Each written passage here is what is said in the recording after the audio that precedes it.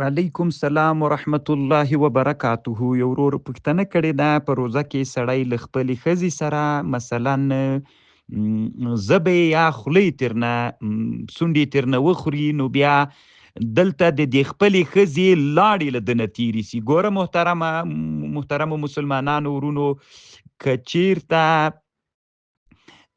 یو چا د چا لاړې تیرې کړلې، نو که دا پردی سړی و، معشوق و محبوب یې نه و، نو دلته روزه فاسده ده، قضایي سته ورباندې، کفاره نسته ده. الا اذا کان بزاق صدیقه، د معشوق ملګری ښځی وه، فحینئذ تلزمه الکفارة، بیا په ده باندې کفاره هم لازمیږي. نو اوس محترمه وروره، لاړې تیرې کړي که صرف یې سونډې لندې سوي، که تنا سونډې لندې سوي بیا پروا نه کوي، که لاړې تیرې کړي وي نو بیا قضاییم ده وروره پې باندې کفاره هم سته.